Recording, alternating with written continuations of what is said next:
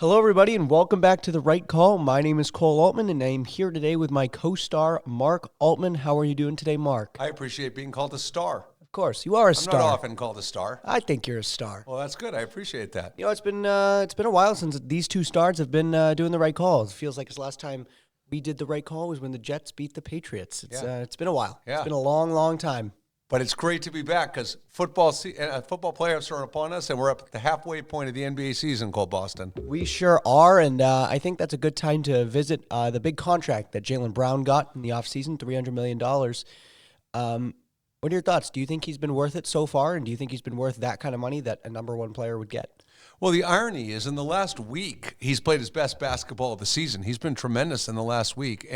But up until that, his efficiency ratings were down. And look, I've given up trying to figure out who's worth what in sports anymore, and specifically in the NBA, because at the end of the day, the reality is the owners are making the money.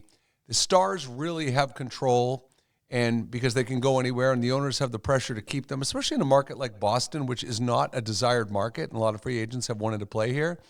But you know what always frustrates me about Jaylen Brown is I feel for the most part he's a pretty one-dimensional player. Ironically, one of his big highlights last night was a huge block. That was an awesome block. Which was a great awesome play. block. But that's my beef. I just don't think that Jaylen Brown, come playoff time, I want to see how consistent he is when the competition gets much better. Because when he stops scoring and has a bad game, I feel like he becomes easily phased out of the game. Yeah, I agree. I mean, he is such a tough player to guard because he has so many offensive skills. But you're right. He doesn't really do much defensively normally. I mean, last night he did against the Rockets, but normally he's not super talented defensively. He has been rebounding a little more this season, which is nice. And his passing has been subpar, and he still struggles ball handling. He turns the ball over quite a bit. So I'm not really feeling like Jaylen Brown was worth $300 million, but you really couldn't. You had no other choice. You couldn't let him go. You could not let him go. Celtics have the best record in the NBA.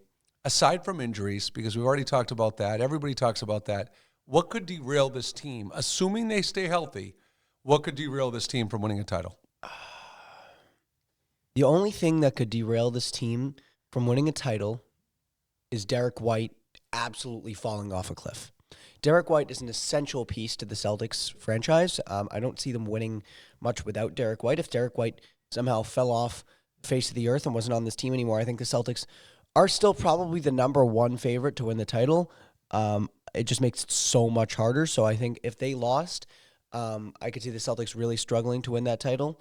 Kristaps Porzingis needs to stay healthy. They won't win a championship if Kristaps Porzingis is not healthy. Basically, with that, it's the same team we had last year, just with Drew Holiday instead of Marcus Smart, and that upgrade is not enough to win a championship, in my opinion.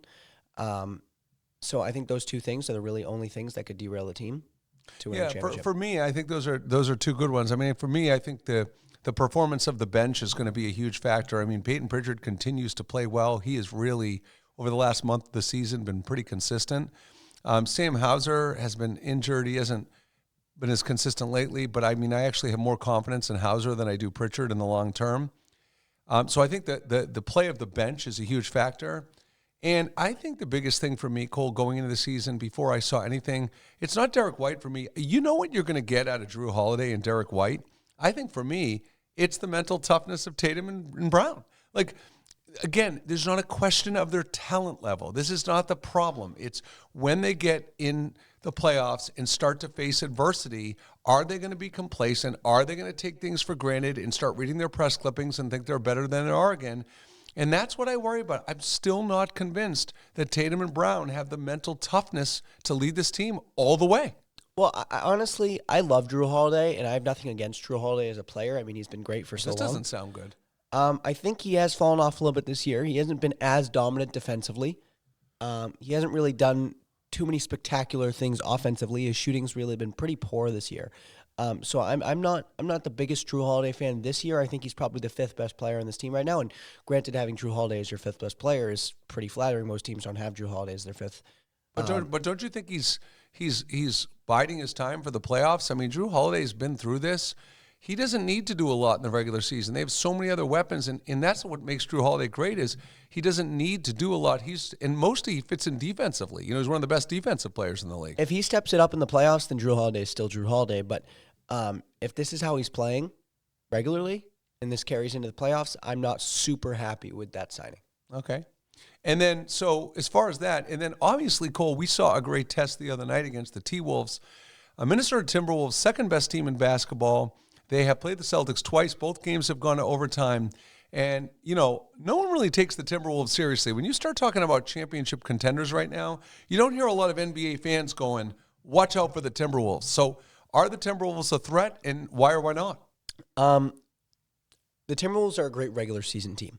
Wow. They're like the Suns in a way that Wow. the Suns, great in the regular season, usually have one of the best records in the league. Not this year, obviously, but normally the past few years they've had some of the best record, but they just couldn't get the job done. So I'm not super confident that Minnesota has the firepower to beat a team like the Celtics, like the Thunder.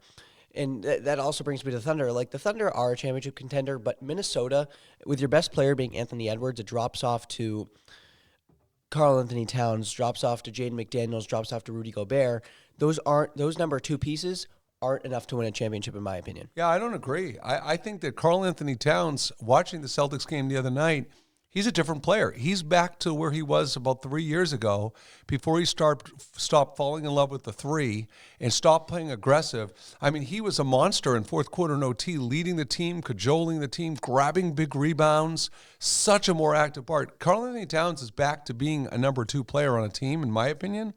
I think as far as the number three, yeah, they don't really have a clear number three, but Rudy Gobert seems re-energized this year. He's consistently having double-doubles, points and rebounds, and blocking more shots. But the thing about the Timberwolves that impresses me is they really get after it defensively. When you look at the teams in the Western Conference, the Suns are a great example. They're not a good defensive team at all. And I think most of the high-scoring teams, see, that's what separates Denver, too. Denver's got all those bigs with Gordon and Porter and Jokic that can really make things difficult on the defensive end. So now, you say they're a good regular season team. I don't think the Timberwolves have ever done anything like this. I mean, they haven't. And by the way, look at their schedule. They have beaten every good team in the NBA. These are not bad. They are beating the Celtics. They almost should have beat them twice. They blew that lead. They beat the Bucks. They've beaten all the top teams in the Western Conference. I mean, they're beating good teams. Yeah, no, I'm not questioning their regular season abilities. I mean, they are beating very good teams, and they have the second best record, I believe, in the NBA now to prove it. So I guess the only reason I would say that the Timberwolves aren't a championship team is because they don't have someone who can guard Kristaps. Rudy Gobert, I guess, could guard Kristaps, but he's not really a great perimeter defender, and Kristaps can sling it from three. And Jaylen Brown, you definitely do not have anyone to guard Jaylen Brown on the Timberwolves. Well, okay, but one last thing. So let's talk the Western Conference, though. If you were to pick the top 2 or 3 contenders, forget the records, just, by instinct, who do you think are the top 3 teams in the West that are going to be there at the end? Because I think the Timberwolves are going to be in that mix. I think they've got too much talent. I really do. The Thunder are going to be in that mix. I think the Clippers are going to be in that mix. And if the Suns can put it together towards the end of the season. Nuggets? Yeah, forget about the Nuggets? Right, the Nuggets. Okay, yes, so the Nuggets and the Suns. The Nuggets / Suns. Okay. I'd rather have the Nuggets than the Thunder, so I guess the Thunder / Suns. All right, and before we transition to football, Cole, obviously I want to get in that we're halfway through the NBA season. If the playoffs were to start today, neither the Warriors or Lakers would make it, which is astonishing. Even though Warriors have fallen, no one would have expected they'd be at the halfway point, not even being one of the top 10 teams in the West. The Warriors are a little bit more easily explained, obviously with all the drama with Draymond. You know what I just thought of, Cole? I can't believe I missed this. We need to start calling him Drummond Green. With all the drama he creates. Drummond Green. Drummond Green. How did I miss that? Ugh. But anyway, the Warriors are aging. Obviously, their draft picks haven't really clicked into place. They're not using Kuminga right. Kuminga's upset with Kerr, wants to be traded. Kuminga got moved back to the bench once again. Right. So Kuminga is not bought into the program. Draymond Green is a fool. He's it's time for him to retire. He's not as great anymore. Klay Thompson obviously is pretty washed. I mean, he's just done. He needs to retire. It's the end of his career. I mean, he's just not a centerpiece on a team anymore. Curry's still Curry. Like, you still have what you have with him, but Curry on his own is not enough to take you to a championship. No, and then when you get to the Lakers, with all the talk in the offseason about all the moves they made to strengthen the bench and everything, it's been a disaster. Austin Reeves, who I still think is a really good player, has actually regressed a little bit, and I don't think he's lost his ability. They're using him all these different ways. They're not found a consistent role. D'Angelo Russell, for a perfect example last night, LeBron didn't play, and D'Angelo Russell had 39 points. So he obviously still has skills, but he's disgruntled, and he's not performing the way they want. Same problem every year with LeBron teams. You know, they don't start out well. They get disgruntled with the other contributors besides LeBron and AD. AD actually had a triple-double last night. You ready for this? But shot 5 of 21 from the floor. Yeah. So the Lakers, Darvin Ham's getting the blame because obviously LeBron always blames coaches and his teammates. But Cole, they're 5-12 since they won the high school Christmas tournament. And how are the Lakers 19-21? They've got LeBron and AD, arguably two of the best 5 or 6 players in the league right now. I'm not so sure. LeBron's been filthy this year. LeBron's been statistically filthy this year. Before you say anything, that brings me to one more point about the NBA I want to revisit, and that's Luka Doncic and his MVP candidacy.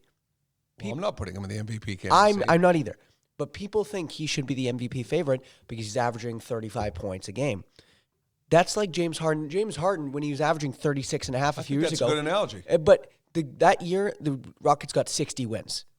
Luka Doncic, he's, I believe, 6th, 7th in the West. His team is not top of the top. But Cole, even if, fine, I don't disagree with that. But I'm saying wherever you put LeBron's statistics, LeBron and AD are probably, maybe aside from Tatum and Jaylen Brown, the top tandem in the league. And you got 2 guys that are dominating, and they're under 500. I mean, come on. You could throw you and I out there for the rest of their starting lineup. And with LeBron and AD, that they're under 500, that's embarrassing. Yeah. Come on. That's embarrassing. It is. Anthony Davis. I mean, Anthony Davis has been pretty solid. He's been great. Yeah, he's been pretty good. It's because all these other role players, LeBron's always yelling at him and down on him. And by the way, hey, LeBron, here's a little news flash before we flip to NBA. You know when you said the other day Bronny could get some minutes on the Lakers right now and you demeaned your entire teammate base? Just for your knowledge base, Bronny in his first game starting for USC last night put up a goose egg, 0 for 7. So you're saying a guy that can't score in a college game is better than your teammates? Bronny's having an awesome season at USC. He just had a rough one last night. Okay. Come on. Ronnie's been great at USC with Isaiah Collier, and he's been awesome. Like that duo has been great for the. Do you think that was being a good teammate, saying that Bronny could get minutes on the Lakers team? You don't think that was demeaning to his teammates? I don't think it was the right comment to make from LeBron James, but he may have a point. Bronny James is a great player. He will be a first-round draft pick. Could he get minutes on the Lakers right now? I can't take anybody seriously with the name Bronny. It's kind of dumb. It's such a, honestly, it would be like, I'm trying to think of an example of someone's name that sounds so corny like that. And I can't think of one off the top of my head, but Bronny's I can't take it seriously. But both of his sons are great. Like Bryce James, he's still in high school. He's younger than Bronny. You know what would make me happy? If, what's the Ball's father name? Lonzo LaVar. You know what would make me ecstatic? If LeVar Ball started managing Bronny's career and just drove it right into the ground like he tried to do for his sons. LeVar Ball did an awesome job with the balls. What are you talking about? They're super talented. What did he do? LaMelo was super talented. So was Lonzo. Lonzo just had terrible injuries. But he rose their draft stock simply by putting their name out there and getting them talked about 24/7. He rose their draft stock because he brought all the attention to the Ball family, even if he had to do that in a toxic manner. And then once they made the league, it was all about him, and he needed to be in the limelight every minute. LaMelo is a beast. He is. I'm not. This isn't about the Ball players. I'm saying LeVar Ball just had to alienates everybody because he has to be the center of attention. That's why I want him to manage Bronny. But his third son, LiAngelo Ball, a few years ago was arrested for crimes in China. So he isn't the best. He neglected LiAngelo. He did. Poor LiAngelo. Where is LiAngelo right now? He tried out for the Pistons a few years ago. They could probably use him now. They could probably use you and me now. I think we can conclude he's not having a ball. I don't think he is. Okay. On that note, let's move on to Bill Belichick and the Patriots. We have been greeted with Gerard Mayo as the new head coach. What are our thoughts on this transition? Cole, really quickly, I mean, first of all, every Patriot fan in the world should be eternally grateful to Belichick. Absolutely. And whatever ill will you have in the last 3-4 years and how he's managed the team, get over it, because he put the Patriots on the map, number one. Or Robert Kraft is really what put the Patriots on the map, but Belichick. Number two, can we dispense with the argument once and for all, was it Belichick or Brady? It was both. They needed each other. Any good dynasty, the Steelers, Chuck Nolan, Bradshaw, the 49ers, Bill Walsh and Joe Montana, the list goes on and on. You always need a good quarterback and coach. So Did they need each other? They did. Belichick drove Brady. Brady wanted to be pushed. Brady wanted that chip on his shoulder to be admitted. Belichick was the perfect coach for Tom Brady's personality. I'm not sure about that. I think Tom Brady, once he went to the Bucs, was so happy to get under Bill Belichick. No, that's different, though. That's different. I'm talking about during the dynasty run. Yeah, at the end, was Brady better off going because Belichick wouldn't adapt? Absolutely. But the run of 6 Super Bowls and what they did, they needed each other. I'm sorry. I know this opinion isn't going to be super favorable, but they went 10 years without winning a Super Bowl. And in my opinion, there was 2 separate dynasties. When did they do that? 2004 to 2014? No, they won in 2013. No, they won in 2014. But they were also in the Super Bowl in 8 and 11, so they were in 3 Super Bowls that time. They lost 2 of them to the Giants on fluke plays, mind you. They did. All I'm saying is, if Brady had a different coach, I'm not so sure, depending on the coach.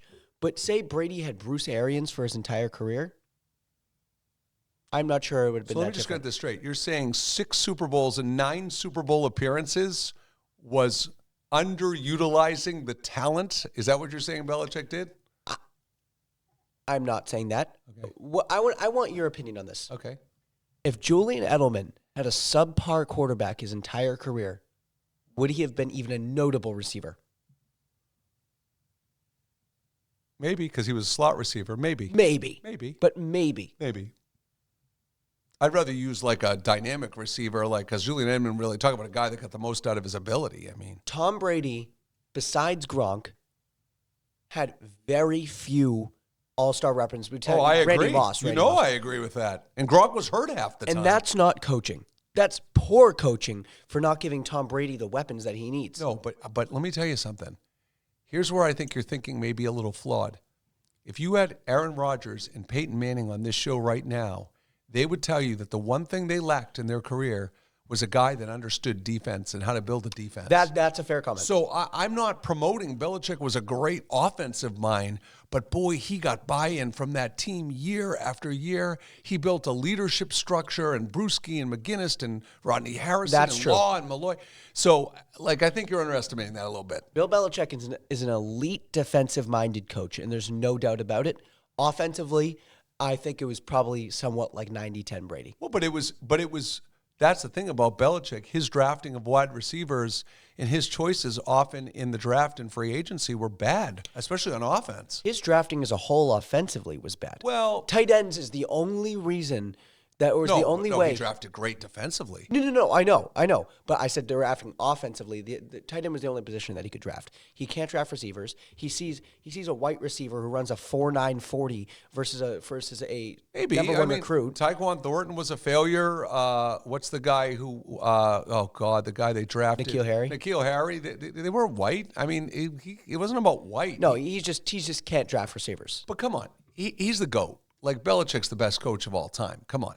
Like, you can say what you want about how he coached offense and they could have won 7 Super Bowls instead of but come on. This guy, I mean, as a coach, we're just talking purely as a coach. I mean, cool. If he didn't have Brady, would he have been the best coach of all time? No, but that's what I said earlier. All the great coaches and quarterbacks were in tandem. Find me a dynasty team that didn't have a great quarterback coach tandem in the history of football. It doesn't exist. I don't know the answer to this question. Who did Don Shula have? Don Shula had Bob Greasy. Oh, boy. But Don Shula won 1 Super Bowl. He wasn't a dynasty. He won 1 Super Bowl. He was a winner. Don Shula was a winner. Don Shula and Aaron Rodgers would have been a great pair. King of the regular season. Oh, boy. Oh, Don Shula won 1 Super Bowl. Who did Tom Landry have? And by the way, the Super Bowl they won was the undefeated season, which they're still like on TV every year, like popping champagne, like get over it. Landry had Staubach, right? Landry had Staubach, but that Dallas team, It wasn't a dynasty. They didn't win much. It was the Troy Aikman, Jimmy Johnson tandem for the Cowboys. I'm telling you. And Troy Aikman wasn't an elite quarterback. He was a good quarterback. He wasn't elite. He was an all-pro, but he wasn't elite. I'm telling you. I don't think. What about Pat Mahomes and Andy Reid? I don't think. Is that a tandem that you would put like Brady and Belichick, Mahomes and Andy Reid? For sure, but Andy Reid won a lot of games before Mahomes got there. Andy Reid had icicles on his mustache last night. Can we talk about that? Did he really? You didn't see that? No. Yeah, he literally had icicles growing off his mustache. That's awesome. That's an accomplishment. I love Andy Reid. But Andy Reid, Andy Reid is the reason Travis Kelce became Travis Kelce. He had 3 1,000-yard receiving seasons before. What about Eric Bieniemy? Maybe Eric Bieniemy's offensive design game plan did it. I think that's a good point. But no matter what, the Chiefs had a bad year this year, and they're still in the divisional championship. Where does Belichick go next? Where would you think he would be the best fit? Chargers, no doubt about it. Yeah, well, you and I agree on that. I think he would turn Herbert into a generational quarterback. I think he'd open up the pass game so much. I think Austin Eckler would be bye-bye. Austin Eckler is so washed. He's so done. Wow, that's cold. Austin Eckler hot. Okay, we're not talking about Austin Eckler. All right, it's not never an elite running back, but fine. All right. So Belichick, we're in the Chargers. Okay, what's going on? What else is going on in the NFL? Let's take a look. Let's take a look-see at the Texans beating the Cleveland Browns 45-14 last night. An absolute thrashing. C.J. Stroud with 3 touchdowns, 274 yards. What are our thoughts on that win? Cole, we talk about it all the time in sports. You can see when teams are heading in the playoffs, particularly in football and baseball, but when things are trending a certain direction. And what's trending for the Browns is their defense was an abomination in the final month of the season. You could see, I don't know whether it was some injuries or what went wrong, but they couldn't stop. And C.J. Stroud, I mean, we both love this guy, but what sticks out to me about C.J. Stroud is not his talent. I mean, he's incredibly talented. It's his poise. Yeah. It's how he performs under pressure. I mean, he looked like he'd played 20 playoff games in that game last night. He was flawless. Yeah, he was. Flawless. And Joe Flacco, meanwhile, threw 2 back-to-back pick sixes. So, it just goes to show you, I mean, and you know what's ironic, Cole, that no one's talking about after that game last night? You know, there's this thing in life called karma. And you know what the karma from that game is? Deshaun Watson. So let's take a look. The Texans made the smart decision and moved on from Deshaun Watson.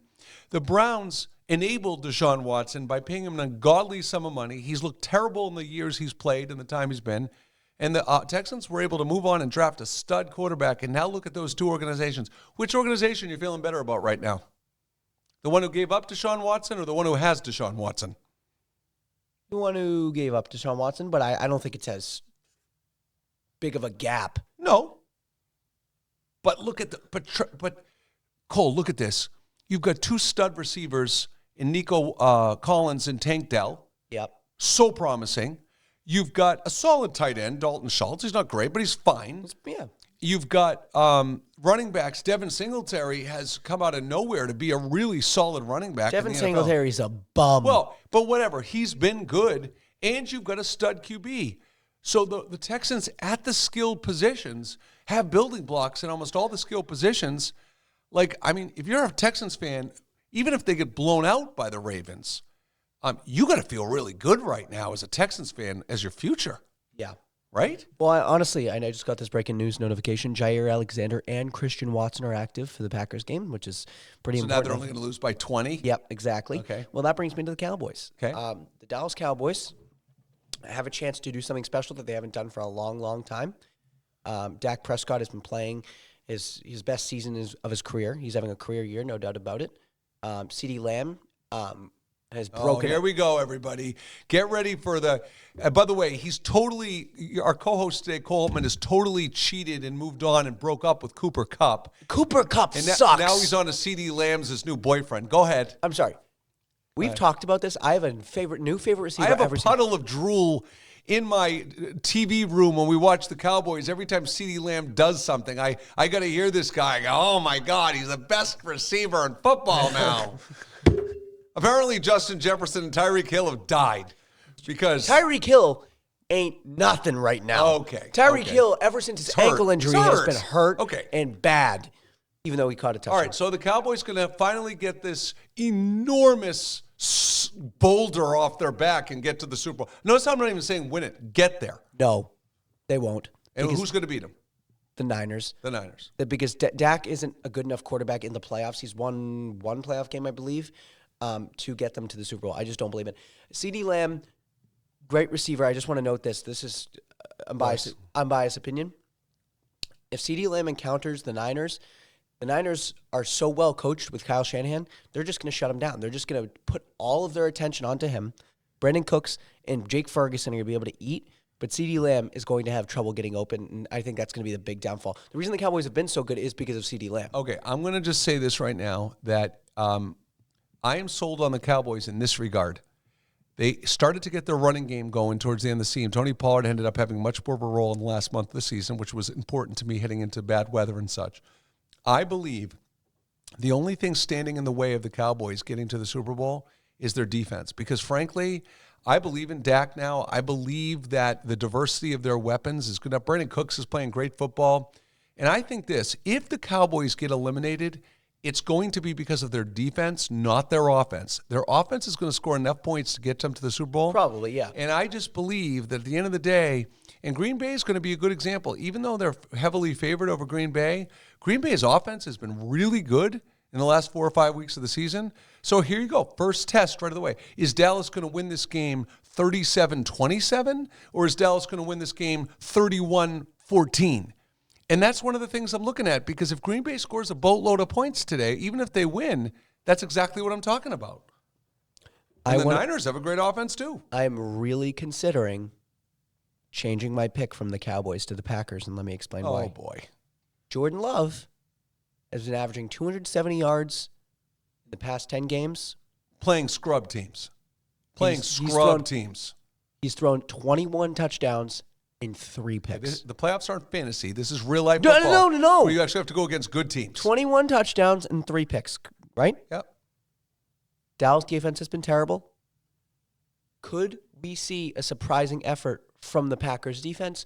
I don't think it's as much of a gap as we think it is Cowboys. Well, I'm going to say this. If Green Bay does win this game, and one of the most overrated coaches in NFL history, Mike McCarthy, isn't fired on the spot, that would be another egregious mistake of Jerry Jones' dozens of bad decisions as owner and GM.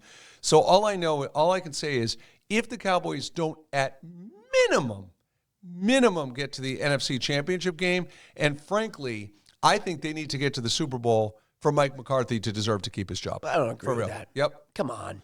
He's had so much talent there. Okay. I mean, he's a great drafter. Oh, great drafter. Okay. The GM? Who's the scouting guy for the Cowboys? It could be part of Mike McCarthy's not drafting. He's coaching. Okay, Mike McCarthy has a lot of input on drafting. Coaches have a ton of input on drafting. Okay. They drafted CeeDee Lamb. They drafted They drafted Micah Parsons. They drafted Leighton Vander Esch. They've drafted. Are you sure you have the correct accents on his name? Is it Vander Esch or Vander Esch? I knew you were going to say something, but fine. I think we should have a competition on the right call for which overrated coach gets more credit, Mike Tomlin or Mike McCarthy. Mike Tomlin? He's never had a losing season. Oh, hallelujah. They've had so much talent go through there. I mean, and what a disaster. This year they pulled it out because Mason Rudolph turned into Dan Marino the last few weeks. I have no idea how that happened, but between the two of them, so incredibly overrated. Okay, that's enough of Mason Rudolph. Okay. Rams versus Lions. Mason Rudolph should never be on a right call discussion. Never, ever. All right. What else do we get left? Lions, Rams? Lions, Rams. The Rams have looked awesome. Matt Stafford has looked like prime Matt Stafford the last few Even weeks. though he's crappy Cooper Kupp, right? He's not even the number one receiver anymore. That's not because he's fallen off. It's because Nakua has been amazing. And it's because Nakua is amazing and Kupp has fallen off. If Kupp from 2-3 years ago was on this team, Kupp would be the number one. If you had to post odds that when Puka Nakua was in grade school, that kids teased him by calling him Puka, what do you think the odds were that happened? Come on. Okay, he grew up in an island. So what? You don't think kids can tease on an island? You think that's unique to the States? That's fair. Right. So? What do you think the odds of them called him Puka? I think they're pretty high. I mean, if I was in school with him, I would have called him Puka. Well, why would you? What if he's a nice guy? You don't need to make fun of him. He looks like a nice guy. Yeah. He's a very nice guy. So why would you call him that? You're just going to make fun of people to be mean? If I was in grade school, most likely. Well, that's not good. That's not a good trait. Well, that's not how I raised you. Seriously, like what's up with that? But the Rams, I think the Rams are going to win this game, even though the Lions have been so dominant at home. Because you're waiting for Jared Goff to implode?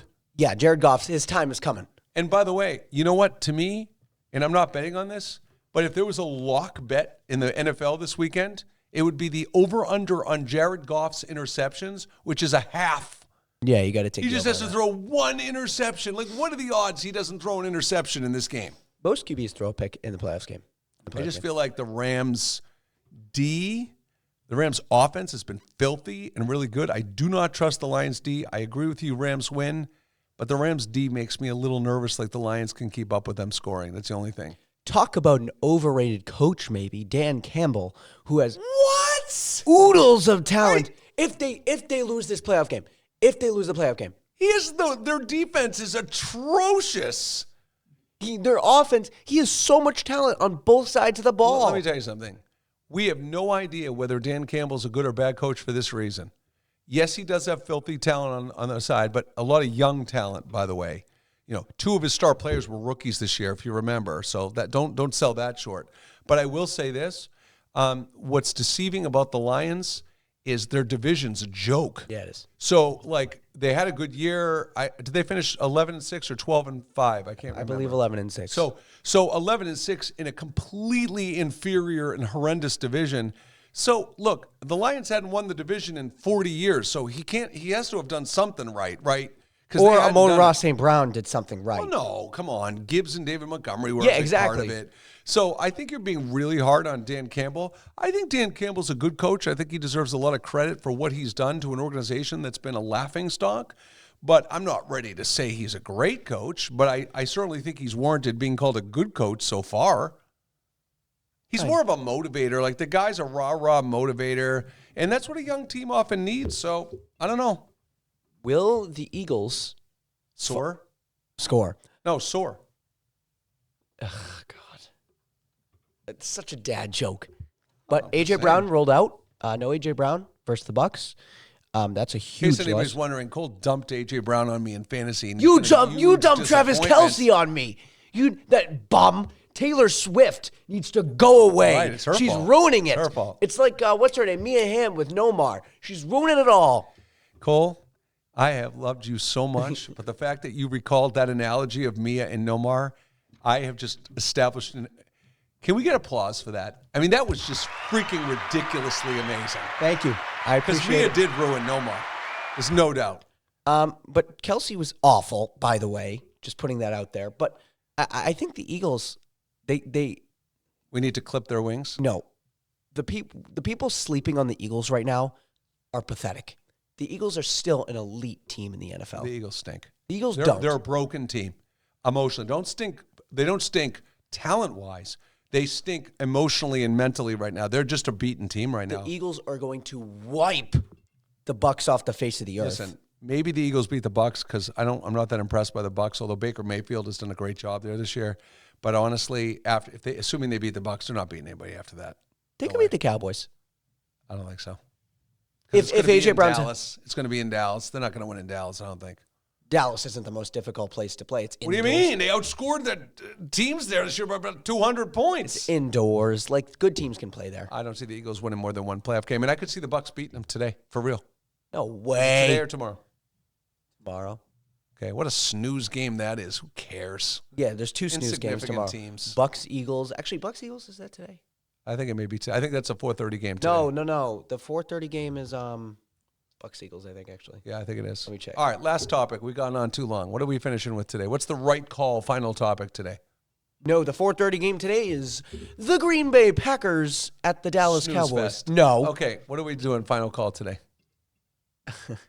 I'm so impressed you came up with me and Nomar. That like made my week. This is a topic that I do not want to discuss, but he insists on discussing that 1,000-yard receivers. Perfect. It's not that impressive of a stat. And not only that, we're watching Week 18. We're seeing the network flash up on the screen. So and so has reached 1,000 yards.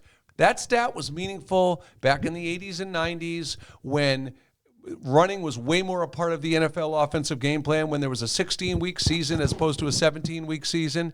And I'm going to tell you something. Not only is that averages in this day and age in the NFL, that means they're averaging about 60 yards receiving a week. And I want to be clear. I'm not saying it's not an impressive stat, period. I'm saying it's not an impressive stat for the number one receiver on your football team. Because the number one receiver, if they're only averaging 60 yards a week, that's embarrassing. And I saw a stat today. You ready for this, Cole? That Pat Mahomes is 200 wins behind Tom Brady, including regular season and playoffs. And you know what? That's not crazy. No, I didn't say it was. But I'm saying, let's be clear, if and when the time comes where Pat Mahomes breaks that record, two rules have changed that have aided him. One, he has 17 games in a season instead of 16, which Brady didn't have, which, by the way, over a 15, 20-year career Brady had, that could mean 10 or 15 more. Well, that's 20 more opportunities to win a game. I would bet a lot of money that Pat Mahomes goes more than 10 or 15 wins over Brady. Well, that's a huge leap. That assumes Mahomes plays 2 decades, season. No injuries. That's a huge leap. And it also, with the new playoff format in the NFL, 7 teams make it instead of 6 teams. There's more wild card game opportunities. That's a good point. So in fairness, the way the NFL has changed the rules, people who break records or hit 1,000 yards, it's easier than it used to be. It is. Well, that only matters, one, if the Chiefs are the 7th team in the wild card. Like the playoffs don't, that rule doesn't apply. The 17 games rule does apply. But the seventh. Yeah, you're right. The wild card game doesn't always apply, but it could. And most of the time, if not all the time, it won't matter for the Chiefs because the Chiefs are going to be one of the top seeds every single year. No, because the number 2 team will always play a wild card game, and the number 2 team used to get a bye. And the Chiefs could often be the number 2 team if they're not the number 1 team. That's so, true. It could apply to the Chiefs a lot. That's a good point. And by the way, on this, is that the reality of this whole thing is that even the Miami Dolphins' perfect season, and I know people are going to be like, well, that's not a good analogy. The Miami Dolphins had a 14-win regular season, and they had to win 2 playoff games. In this era of the NFL, you have 16 games, now 17, and you had to win 3 playoff games, and now even 4 playoff games maybe. So Don Shula's Miami Dolphins that does that dumb champagne toast every year, I want to go pop them in the head when they do that. So guess what? That was 16 wins. That was your undefeated season. When the Patriots in 2007, they had won 17 games before they lost that terrible loss in the Super Bowl. I'm not saying it should count as an undefeated season, but I'm saying even when the Patriots failed, they had won more consecutive regular season wins than the Dolphins did in that 72 season. I think the NFL season should be 82 games like the NBA. Yeah. It'd be like 3 healthy players at the end. All right, Cole. Well, we're done. We're done with today. Thank you all for joining us on The Right Call. It's been a while. It's been too long. But we will be back soon. Stay tuned. For Mark Altman. And Cole Altman. This has been The Right Call. Have a good one and enjoy the playoff games.